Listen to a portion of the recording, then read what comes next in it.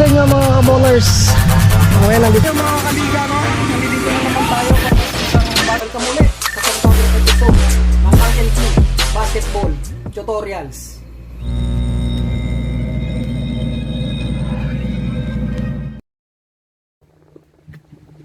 So what's up sa inyo mga kaballers? At what's up sa inyo mga kapito? Isang mapagpalang araw sa inyong lahat. At welcome ulit sa panibagong episode ng Uncle P Basketball Tutorials. Medyo matagal-tagal tayong hindi nakapag-vlog, ano? Dahil busy si Uncle B sa mga ginagawa niya araw-araw. Of course, may mga kailangan tayong gawin. Kaya natigil tayo ng mga ilang araw sa ating vlogging. Pero ngayon, balik na tayo ulit sa ating pag-vlog at usap-usap ulit tayo para sa mga kapito natin dyan na gusto pang ma-enhance ang kanilang kaalaman sa pagre-referee. Of course, sa mga bagong referees na gusto pang mapalago ang kanilang kaalaman sa pagre-referee. So, nandito ulit si Uncle B para magbigay sa inyo ng mga ideas at mga kaalaman tungkol dyan. Pero syempre, bago tayo magsimula sa ating topic na yan, ano, sa mga pag-aaral tungkol sa mga pagre-referee, okay, sa mga kabaro natin, gusto ko munang bigyan ng pagkakataon, okay, sa araw na to, na i-promote ang isang summit ng mga referees, okay? So, magkakaroon ng tinatawag na summit, ang tinatawag na First Referee Academy, okay? Ang First Referee Academy ay nasa pamumuno yan ni Mr. Ronaldo Bermejo. So, shoutout sa iyo, sir. Ronaldo Bermejo, okay? Ni Mr. Bermejo, ang summit na yan ay gagawin dyan sa Guadalupe, okay? Sa Guadalupe, Makati City, dyan sa Nuevo. Okay? Sa lahat ng gustong umatin ng summit na yan, sa lahat ng mga referees. So, ini-encourage ko lahat kayo, yung mga referees na pwedeng makapunta dyan sa Nuevo, sa Guadalupe, Makati. So, pwede kayong pumunta. Gaganapin po yan sa November 27, alas 8 ng umaga. So, dyan yan sa Cloverleaf.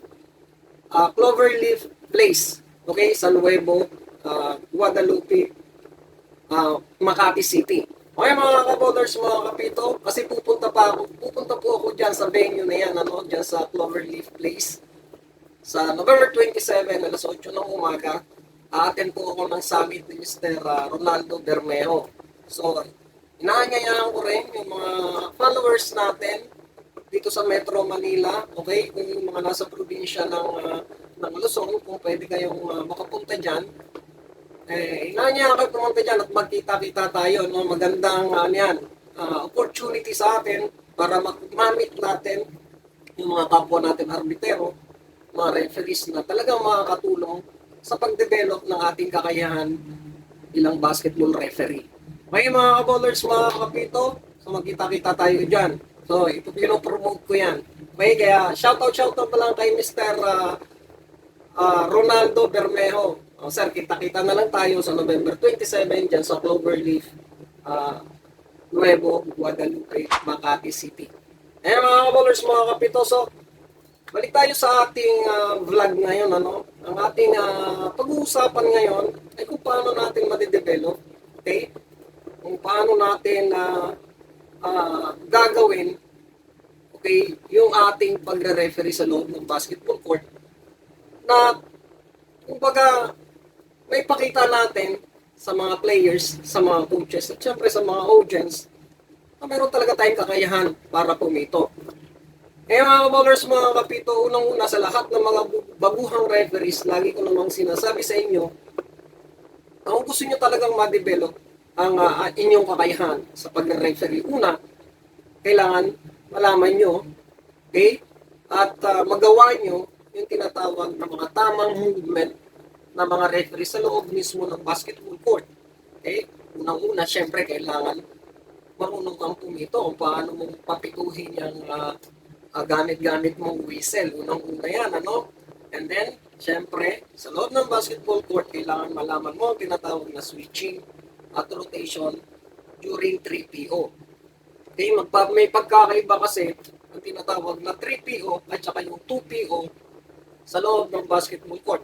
Lagi ko naman sinasabi sa mga previous vlog natin, mga kapito, na mas malawak ang tinatawag na area of coverage pagdating sa 2PO kasi dalawa nga lang sila, inahati lang nila ang basketball court. Okay? Pero advice ko sa lahat ng mga referees na tumatakbo ng 2PO o yung two-person officiating, lagi nating tatandaan na huwag tayong pipito kapag nakatalikod sa atin ng player. Okay? Lagi kong sinasabi yan sa mga kapwa ko referees.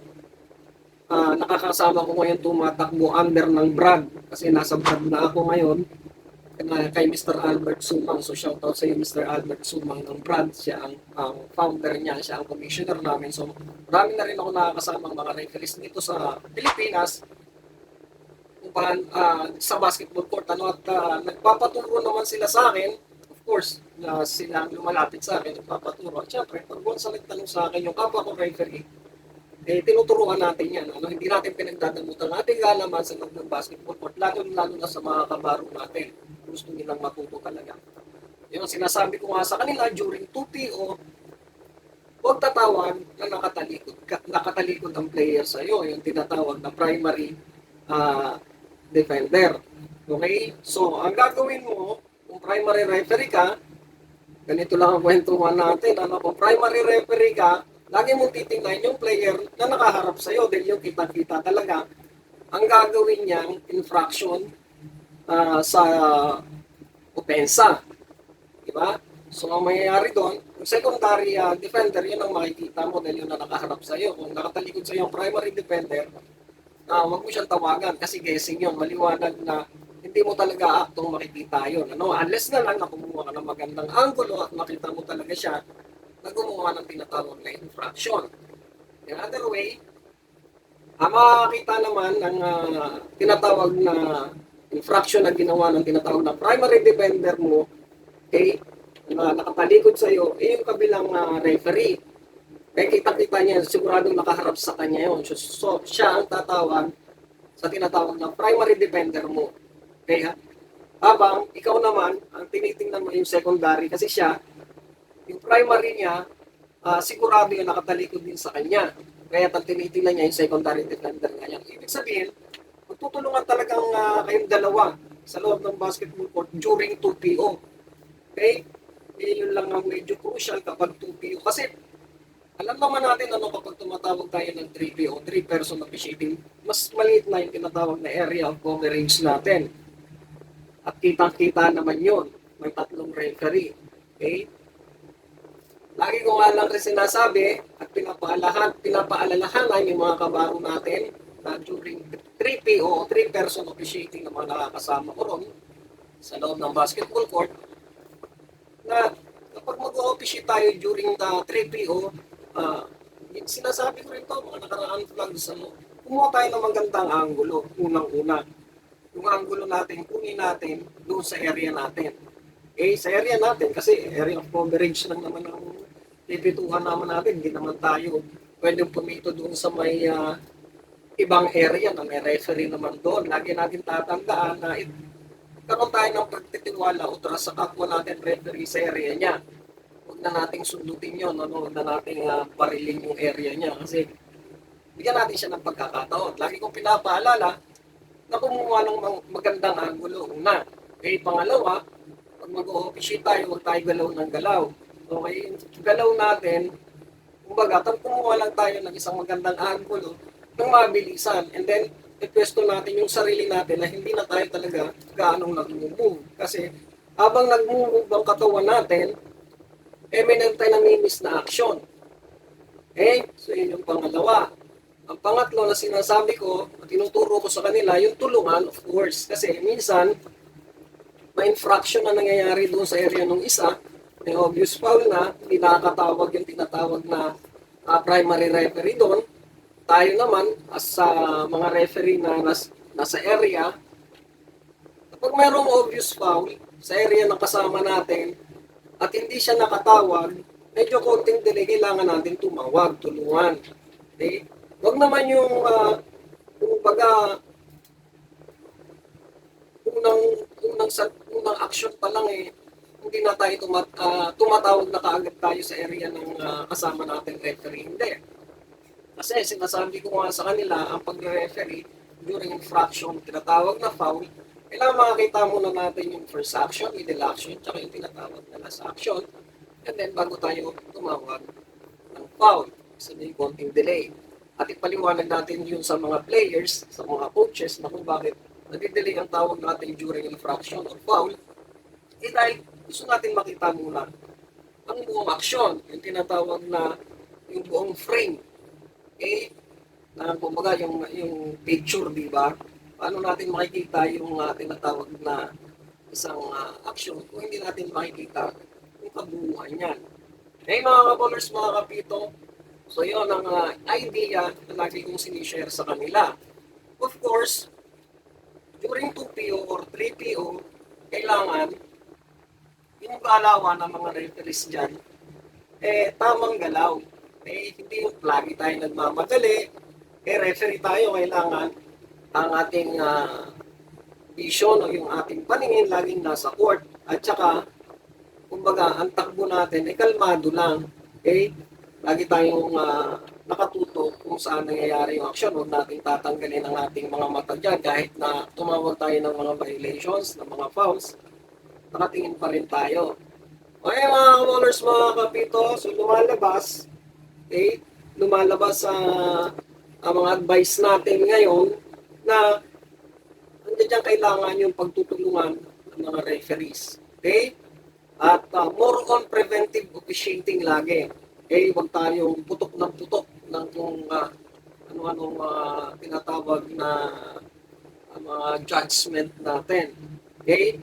Magkaroon tayo ng tinatawag na preventive officiating sa loob ng basketball court para maka-earn tayo ng tinatawag na respeto mula sa mga players. Tayo putok ng 3 seconds, 8 seconds violations.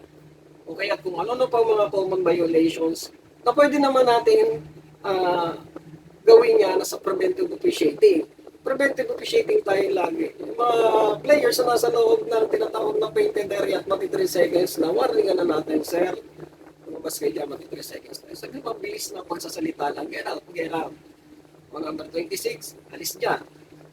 Ganun lang. During 8 seconds naman, syempre sabihan natin na sir, cross the ball. Pag wala naman talagang bantay. Okay, huwag tayong putok ng putok. Kaya mga ballers, mga kapito, kasi minsan nangyayari yan ng crucial game, ano? Tapos putok tayo kaagad ng mga, kumbaga, mga violations, mga fouls na pwede naman nating preventive officiating, lalo-lalo na yung tinatawag na mga hand check foul na yan. Okay? Sa hand check foul kasi, alam naman natin yung foul na yan, pwede tayong mag-prevent kasi pag nakikita natin nakahawak ang isang player, sa depensa, pwede natin sabihin na alisin mo yung kamay mo, tatawagan kita ng foul. Okay. Ganun lang, winawarningan muna natin. Mga ballers, mga kapito, at syempre huwag tayo tawag ng technical during crucial game, ano? Tapos paubos na yung oras. So mag-warning tayo ng mag-warning muna. Kailangan ng referee kalmado, walang emosyon na dinadala sa kanyang katawan. Pag pumipito, doon tayo makakain ng respeto sa mga yan, sa mga coaches. Mga ballers, mga kapito, so lagi natin tatandaan yan ang sinasabi ko lagi sa mga kapwa ko referee na nakakasama ko na nagpapaturo sa akin, na-advise ko sila ng gano'n. Mga ballers, mga kapito, at syempre yung pang-last, na ibibigay ko sa inyong ideas sa vlog na to ay ang pinaka-importante. Okay? May tinatawag tayong mga common violations na nakasulat sa libro. Okay? Mga rules and regulations ng FIBA from Article 1 hanggang Article 15, mga infraction, mga fouls na yan. Nakasulat yan. Okay? At kitang-kita naman natin lahat yan na pag-aaralan natin yan. So kung marunong na tayo sa loob ng basketball court gumalaw, alam na natin yung mga galawan dyan, yung mga switching na yan, mga rotations na yan, yung mga huddle-huddle ng mga referees. Okay? Sa mga pagkakataon na yan, alam na natin gawin yung mga yan sa tayo mag-aral ng mga rules and regulations. Pag-aralan natin yan, magtyaga tayo magbasa. Yung mga ka-ballers, mga kapito, at ihaton natin yan kung talagang nakumit nila yung violations na yan. Okay, pero lagi kong sinasabi sa inyo, na kung wala sa rules and regulations na nakasulat at nakita nyo yung ganong tinatawag na violations, mga uncommon violations ang sinasabi ng FIBA na wala sa rules and regulations, lagi natin tatandaan na ang referee ay mayroong authority para mag-judge sa mga ganong pagkakataon. Okay? So, kapag nakita nyo yung mga uncommon violations na yan at ginudge nyo kung ano yung violation na dapat na mangyari, kung pwede po yan mga kapito. Kayo at tayo ang may authority sa loob ng basketball court para i-judge yan. Pero wag naman yung harsh na judgment, ano? Kung mga uncommon violations na ganyan, pwede naman natin sila i-educate. Pwede natin i-interrupt ang laro, warningan sila na yung ganyang movement o yung ganyang aksyon ay hindi po pwede sa basketball. Susunod na gagawin mo yan, papatawan na kita ng tinatawag na violation or charge. Eh mga brothers, mga kapito, so yan ang ating mixing vlog ngayon. Okay? So, sa video na to, ang gusto ko lang talaga mangyari, matulungan ang mga kapwa natin arbitero. Eh mga brothers, mga kapito, uli, bago tayo magtapos, magkita-kita tayo sa summit ni Mr. Ronaldo Bermejo dyan sa may Cloverleaf Place sa Guadalupe, dyan po sa Nuevo, Makati City. Okay, November 27, alas 8 po yan ng umaga. Magkita-kita po tayo dyan, ano? So, kung gusto niyo makita si Uncle B, nandiyan dyan si Uncle B sa November 27. Magkita-kita tayo dyan. Okay, mga kapito, so yan ang ating vlog ngayon. At syempre, bago tayo magtapos, shoutout na lang sa lahat ng mga kabago natin. Lagi po tayong mag-iingat sa mampaning na mundo tayo naroon. At stay healthy. Of course, palagaan natin ang ating sarili para sa ating trabaho. Ano? Mga ginagawa natin araw-araw.